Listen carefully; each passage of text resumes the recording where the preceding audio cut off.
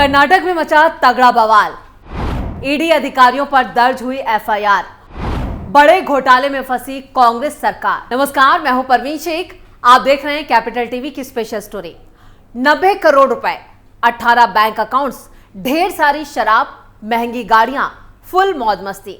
अरे ये किस मंत्री की कहानी है? हम बात कर रहे हैं कर्नाटक में हुए एसटी फंड घोटाले की। 90 करोड़ रुपए के इस घोटाले के मास्टरमाइंड कहे जाने वाले राज्य के आदिवासी कल्याण और खेल मंत्री नागेंद्र फिलहाल जेल में है। कर्नाटक में इस घोटाले में हर रोज नए नए खुलासे हो रहे हैं। अब ईडी ने आरोप लगाया कि कर्नाटक महर्षि वाल्मीकि अनुसूचित जनजाति विकास निगम लिमिटेड से गलत तरीके से कमाई गई बड़ी रकम का इस्तेमाल हाल ही में संपन्न लोकसभा चुनाव के दौरान शराब के अलावा कुछ महंगी गाड़ियों की खरीद में भी किया गया।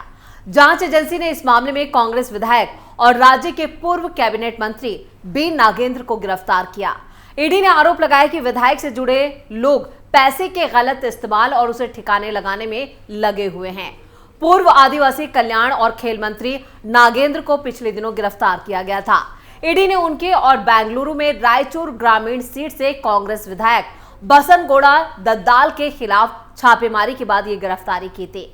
पूर्व मंत्री ईडी की हिरासत में हैं और ईडी ने दावा किया है कि जांच में यह खुलासा हुआ है कि वाल्मीकि निगम के फंड से करीब 90 करोड़ रुपए आंध्र प्रदेश और तेलंगाना में 18 फर्जी खातों में भेजे गए। इसके बाद इस रकम को फर्जी खातों के जरिए से आरोपियों के बीच नकदी और सोने के तौर पर बंटवारा किया गया। ईडी ने कहा कि घोटाले के सामने आने के बाद पूर्व मंत्री बी नागेंद्र ने भी इस्तीफा दे दिया था, जिसमें कहा गया कि आम चुनावों से ठीक पहले बड़ी मात्रा में शराब खरीदने के लिए काफी बड़ी मात्रा में इस रकम का इस्तेमाल किया गया था। नागेंद्र और दद्दाल के परिसरों की तलाशी के दौरान ईडी ने हाल के आम चुनावों के दौरान रकम के हेरफेर से जुड़े कुछ आपत्तिजनक दस्तावेज बरामद किए। एजेंसी ने कहा कि इन अवैध धनराशियों के संचालन से संबंधित कुछ अपराध सिद्ध करने वाले सबूत भी दद्दाल के घर से बरामद किए गए हैं। ये घोटाला तब सामने आया जब निगम के लेखा अधीक्षक चंद्रशेखर पी ने 21 मई को अपनी जान ले ली थी। उन्होंने एक सुसाइड नोट लिखा था जिसमें निगम से कई बैंक खातों में अवैध रूप से रकम ट्रांसफर करने का आरोप लगाया गया था। इसके बाद 2 अधिकारियों को सस्पेंड कर दिया गया था। बढ़ते दबाव के बाद मंत्री नागेंद्र ने 29 मई 2024 को इस्तीफा दे दिया और इसके बाद कांग्रेस सरकार ने एक विशेष जांच दल यानी एसआईटी का गठन किया, जिसने अब तक इस मामले के सिलसिले में 1 दर्जन से ज्यादा लोगों को गिरफ्तार किया है। घोटाले के पैसे से खरीदी लैम्बोर्गिनी कार। एसटी फंड घोटाले के एक मुख्य आरोपी ने 3 करोड़ 30 लाख रुपए में एक सेकेंड हैंड लैम्बोर्गिनी कार खरीदी थी। एसआईटी ने 13 जून को एसटी फंड घोटाले के सिलसिले में हैदराबाद में सत्यनारायण वर्मा को गिरफ्तार किया था। सत्यनारायण वर्मा ने पूछताछ के दौरान पुलिस को बताया कि उसने 3 करोड़ 30 लाख रुपए में एक लैम्बोर्गिनी गाड़ी खरीदी थी। पुलिस ने फौरन कार के मालिक से संपर्क किया और लैम्बोर्गिनी कार को डीलर को लौटा दिया। पुलिस ने डीलर से 3 करोड़ 30 लाख रुपए भी बरामद कर लिए हैं। मुख्यमंत्री ने भी माना घोटाला हुआ है कि कर्नाटक महर्षि वाल्मीकि एसटी विकास निगम में 89 करोड़ 60 लाख रुपए का घोटाला हुआ।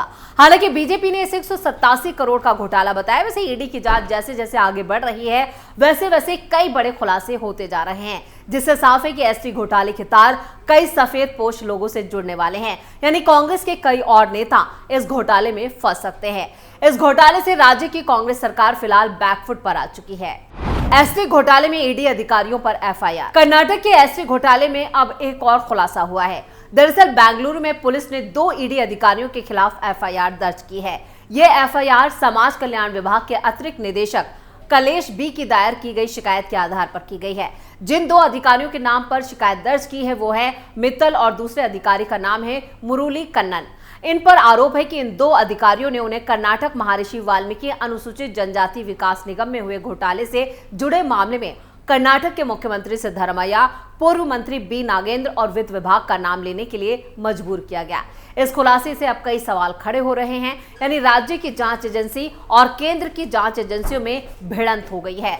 दोनों जांच एजेंसियां एक दूसरे को फंसाने का आरोप लगा रही हैं। इंडियन एक्सप्रेस की एक रिपोर्ट के मुताबिक भारतीय न्याय संहिता के तहत धारा 3 और धारा 351, इसके साथ ही 352 जिसमें शांति भंग करने के इरादे से जानबूझकर अपमान को जो एफआईआर है उसमें ये धाराएं जोड़ी गई हैं। अगर आप चाहते हैं कि ईडी आपकी मदद करे। कर्नाटक की कांग्रेस सरकार की गठित एसआईटी के अलावा सीबीआई भी हैदराबाद की कंपनियों में अवैध रूप से यहां पर जो रकम ट्रांसफर की गई है उससे जुड़े गबन की जांच कर रही है। इससे पहले ईडी ने नागेंद्र और राज्य संचालित निगम के अध्यक्ष और कांग्रेस विधायक बसनगोड़ा दद्दाल से जुड़े ठिकानों पर छापेमारी की थी।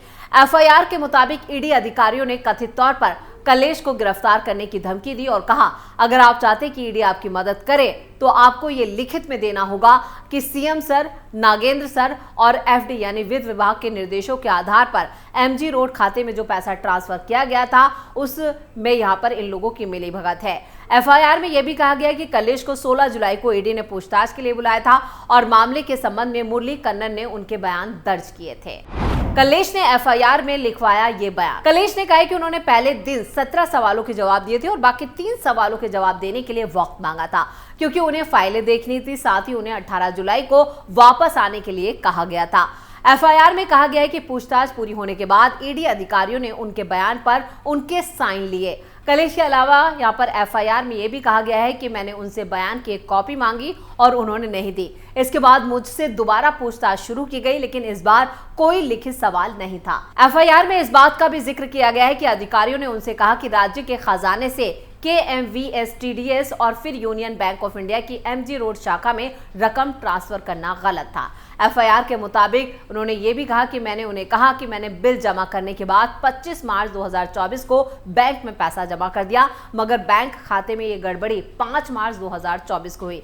यानी अब ईडी और एसआईटी दोनों की जांच अलग अलग कहानी बयां कर रही है। जहां ईडी एसटी घोटाले में बड़े बड़े दावे कर रही है तो उसकी जांच की आंच सीएम सिद्धारमैया तक पहुंच रही है। वहीं एसआईटी की जांच में अब ईडी पर ही एफआईआर दर्ज हो गई है।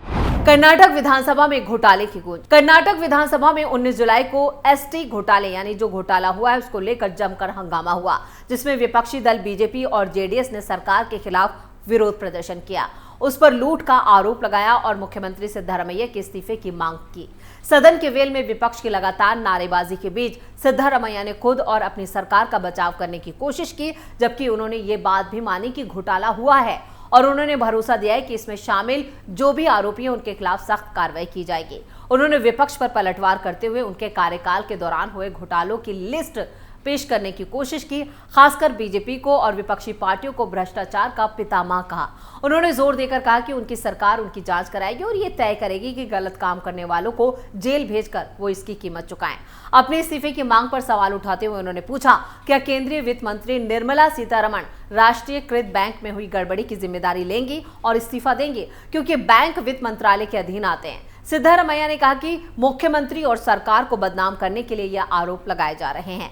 ये मुमकिन है और वो आरोप लगा रहे हैं कि एसटी समुदाय के फंड की लूट हुई है। ये 187.33 करोड़ रुपए का घोटाला नहीं है। इतनी रकम यूनियन बैंक ऑफ इंडिया में आई है, जिसमें से 89 करोड़ 63 लाख रुपए यानी कि आंध्र प्रदेश और तेलंगाना में गए हैं। उन्हें वापस लाने की कोशिश की जा रही है, ये बात भी सिद्धारमैया ने मानी है। यानी वो ये मान रहे हैं कि यहाँ पर राज्य में एक बड़ा घोटाला हुआ है। उन्होंने इसके साथ ही आगे कहा, जो भी अपराधी है, जो भी चोर है, जो भी लुटेरे हैं, हम सुनिश्चित करेंगे कि उन्हें सजा मिले। किसी को बचाने का कोई सवाल ही नहीं है। भ्रष्टाचार से कोई समझौता नहीं है। भ्रष्टाचार के खिलाफ हमारी लड़ाई जारी रहेगी। यानी ये वो सीएम बोल रहे हैं जो खुद भ्रष्टाचार के दलदल में फंस चुके हैं।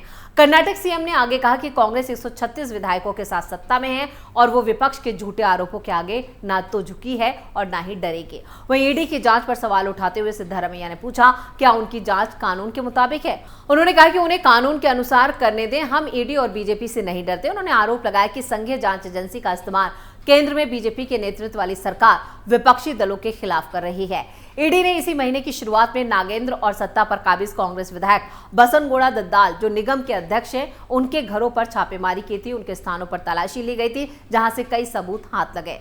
सिद्धारमैया वाल्मीकि निगम घोटाले पर चर्चा का जवाब दे रहे थे, तभी विपक्ष के नेता आर अशोक ने भी पलटवार किया। उन्होंने कहा, नागेंद्र और दद्दाल के नाम एसआईटी की एफआईआर से गायब है। फर्जी जांच के जरिए सरकार घोटाले को छिपाने की कोशिश कर रही है। इसके जवाब में विपक्ष के नेता के इस मामले में दिए बयान पर सिद्धारमैया ने कहा, एक की जांच सीबीआई कर रही है, जबकि 2 शिकायतों जिसमें चंद्रशेखर की पत्नी की दर्ज की गई शिकायत भी शामिल है, उसकी जांच एसआईटी कर रही है। उन्होंने कहा कि विपक्ष में मेरा जवाब सुनने की हिम्मत नहीं है, क्योंकि उन्हें डर है कि मैं उनके कार्यकाल के दौरान हुए घोटालों को सामने लाऊंगा, क्योंकि उन्होंने अपने कार्यकाल के दौरान लूट की थी और तत्कालीन मुख्यमंत्री बीएस येदियुरप्पा और बसवराज बोम्मई ने इस्तीफा नहीं दिया था, इसलिए किसी भी मंत्री के खिलाफ कोई कार्रवाई नहीं की गई। सिद्धारमैया के इन तेवरों से साफ है कि अब वो बीजेपी को निशाने पर लेकर खुद के गुनाहों पर पर्दा डाल रहे हैं। लेकिन ईडी की जांच अब तेज हो गई है और जिससे साफ है कि आने वाले वक्त में कई और राज से पर्दा उठने वाला है, यानी कर्नाटक के एक एक जो घोटाले हुए हैं उनका जो काला चिट्ठा है वो पूरा सामने आने वाला है। स्पेशल स्टोरी में इतना ही। वीडियो कैसा लगा कमेंट करके अपनी राय जरूर दें, वीडियो को लाइक करें, शेयर करें और कैपिटल टीवी को सब्सक्राइब जरूर करें। नमस्कार।